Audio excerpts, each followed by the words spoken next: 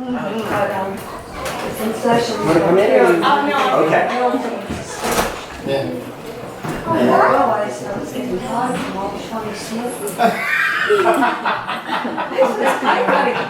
I felt like I was going to. We may. I'm not sure. We just document everything these days. Playing with that and new things. So, but if you're on our Facebook, you might see All right, it. everyone. Okay. My name is Mike, and thank you for sharing your time and your attention with Susquehanna Alchemy today. Susquehanna Alchemy is an energy training academy. It's me and this beautiful one right there with the camera, Sindar. And she works a lot with crystals, and we do healings. And we educate people on this area. And a lot of people may, particularly those that are aware of subtle energies and how human beings can interact with them, they may be aware of certain locations around the globe which are these hot spots, which we all know. Like you go to Sedona, and you go to Mount Shasta, and there are places throughout Europe and places in South America. But what's really interesting is the place which we are sitting at and standing at right now. At least according to the people who set the stage of this reality which we're living in, they say that this is the place. And so when we do our energy training, the first thing which we need to do is demonstrate, fully demonstrate, that this area here is something of special, something very special, something unspecial, something like that. And what we're going to do today is we're going to take about 3 different presentations, each of them like an hour long, because it's so information rich. And the reason it's so information rich is there's so much evidence. And what we're going to look at today is this kind of boiled down version. So I may be moving fast, and I'm not going to be able to go and show you how we've come to some of these conclusions, because of time, I'm going to go straight to conclusions. Yeah. But if I were sitting on the other side, I'd be like, well, how do I know? Where did you come up with that? But what we're going to do today is we're going to look at 2 different groups of folks, separate groups of folks, and we're going to see how they both pointed in this same area. They might not say exactly why, but what we want to accomplish today is for you to walk out and say, what? What else is going on? Okay. So, that was your start. Right now, generally speaking, and we all know this, like there's some crazy transformation, transitions, changes happening on this planet. And it's happening in every single area, just about every single area you can imagine. And that's how you know the difference between a truth with a lowercase t and truth with a capital T. Truth with a capital T means in every scenario it's true. Truth with a lowercase t is, yeah, it's true in this scenario, but in that scenario it's not. And it is a truth of a capital T that this change is happening. We're seeing it socially. We're seeing it politically. We're seeing it. The scientists are saying what? That we're in the 6th extinction. And we have all this kind of scary stuff. We're thinking that's all Earth-based. We're all seeing it in our lives, or at least the people I am, who I know, and in my life I'm seeing that as well. But we're also seeing this throughout the solar system. So when we take a step back, because we get really in our own world, we're like, well, hold on, there's something really bigger than just this going on. And what I mean by the solar system, like they've been talking about for 10 years, all of the melting ice caps in Mars. And Jupiter, like 3 years ago, that lost a stripe. And Venus, its rotation is slowed by like half a second in a day. The sun is doing crazy things. Yeah. It is systemic. Whatever the solar system is, like whatever this reality is that we are experiencing, it's all changing.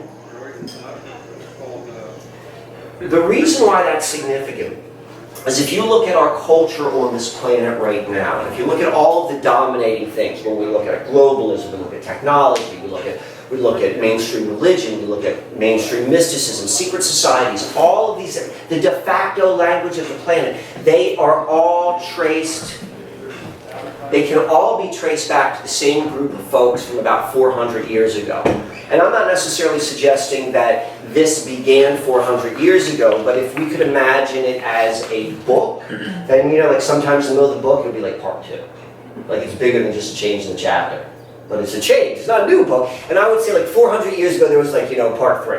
And so we're going to start in part 3. There's a bigger picture, but the problem with the big picture is it gets a little bit difficult to put our arms around. I don't think any of us really know the bigger picture. But what we can do is look at a bigger picture than our own reality.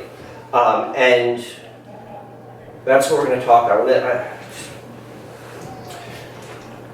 What we've done here is we've taken a variety of slides from a variety of different presentations, and so we kind of put it together, so we're going to be jumping around a bit. And so I apologize about the jumpiness, but because of this, it's going to enable us to go and cover a lot of ground.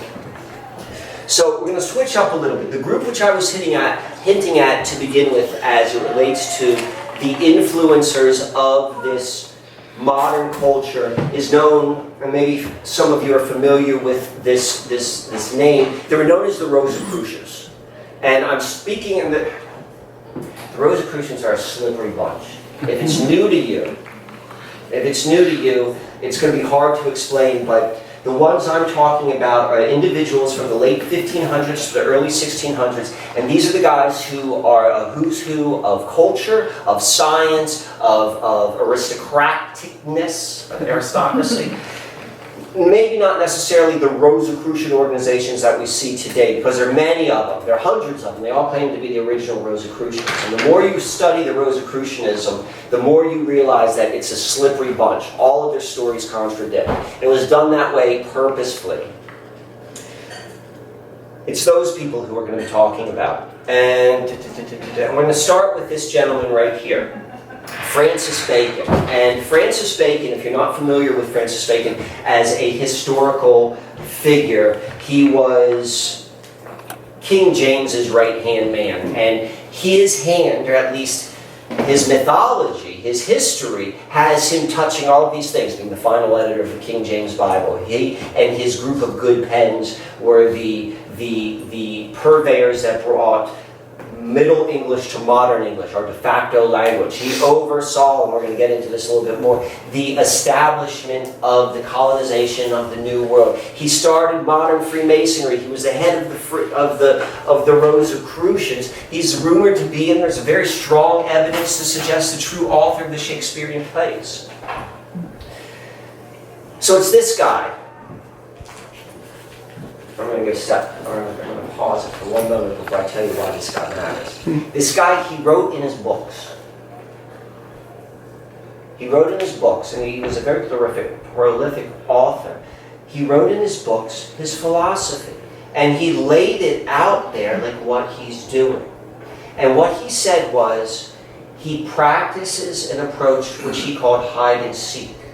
And what hide and seek is a game, and he takes it from a psalm. I don't remember which psalm. And the psalm, the line is something along the lines, it is God's joy to hide the treasure, and it is the king's joy to discover it. And so the way which they approached reality was we look at the greater world and we reflect it, because the greater world is the divine. And so he took that approach within his relaying of information. Now, the Rosicrucians, and particularly Francis Bacon, were particularly well known for code and cipher in public documents. It's known as steganography. It's an art form. So if you've ever heard the phrase hidden in plain sight, that's what we're talking about. Like how you go and you take secret information and you put it in plain sight. So this is a little bit of the hide and seek. The more you read about Rosicrucians and Francis Bacon, you're going to see that there's almost a 50-50 split. Those that believe that they're the good guys and those that believe that they're the bad guys. And they take the exact same pieces of information, and depending upon your worldview, you'd be like, yeah, see, it's proof, I told you. So I try to take, when I'm presenting this information, a balanced approach. I'm like, this is the information, this is out there. I'm only interested because these guys, when they say they're going to do something, they said this many times in the late 1500s, we are going to change the consciousness of the planet through the arts and the sciences for the coming golden age. And sure enough, these people, they did that. Complete consciousness is changed through the arts and sciences. You know, the inventor of the scientific method, created the Royal Society, which was the first society for applied science. Everything we know of technology, everything we know of globalism, it all goes back to these guys. And they wrote about it. They wrote about it 400 years ago. Everything which they said, much of what they said has come true. So because of that, regardless if we agree with them, regardless if we think they're good guys or bad guys, we're like, well, maybe we should listen. Okay. So within this map, this is the map of Virginia. It's accredited to John Smith. And John Smith, you may know through Disney. And he was Pocahontas's, did they get married? I don't know. But there's something going on with Pocahontas and John Smith. This is the same John Smith. And John Smith was the leader of Jamestown. And just to refresh everyone's memory, we pretty much know in our elementary history of the two colonies of Jamestown and Plymouth Rock. And they were both products of the same for-profit corporation from England. It was called the London Corporation of Virginia, which John Smith, who was a peasant's son, who was 27 years old, who could, in theory, not even exist, because the same person who gave us the legal name for a placeholder name, John Smith, because that's what John Smith is. It's a legal name when you don't have when you're not going to expose the real name of someone. Same person who gave us that is also John Smith's boss. And so this is how they work. Everything is trickery. So John Smith was an employee of the Virginia Corporation of London, which oversaw Jamestown and Plymouth Rock, or Plymouth Colony, and their chief executive officer was Francis Bacon. So this is our link here. So what happened is, and this is the story, and this is the mythology, John Smith, they set this up in 1607, Jamestown. He stays there, all this sort of stuff happens. He returns to England to nurse an injury in 1609, and then this map comes out in 1612 with his notes. And a book came out with it. It's all credited to John Smith. Now, keep in mind, he is a peasant's son. And the quality of map making and the quality of his books are that of someone who kind of knows a thing or two about a thing or two. This also came out 1 year after the King James Bible was published, which was overseen. All of the books of the Bible were given to King James. King James was like, what am I going to do with this? Francis, and gives it to Francis. And Francis goes and does the final editing and puts all his Rosicrucian insignia in it. That gets a lot of people upset. Depending if you're Rosicrucian, you think that's really cool. And if you're a Christian, or certain Christians, they find that very, very upsetting. But it's true, it's there. Much has been written about it. So this is our map. This map, this is the Chesapeake Bay, it says it right down there.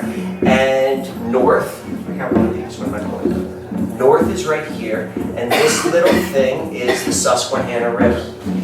This was a document of great historical significance. It was the premier map used for this area for over 80 years. And this is a Rosicrucian document. And what the Rosicrucians do is they hide secret codes in the documents. And in this map, and we're just going to cut to the chase, there is a code. And what sort of code would you put inside a map? Well, probably a secret location, right? It makes sense. There are two types of codes which Rosicrucians do. They do one type of code which is really, really detailed mathematics, and if you're not in the club, you're doing But then there are other codes where anyone who has an open mind, who is able to use rational thought and deductive reasoning, they can figure it out. I would say that fits all of us, but there may be some secret Rosicrucians in here as well. So, normally in these presentations, we go through this like, this is how we know this, this is how we know this. We back all of this up with books, and like, this is what the Rosicrucians book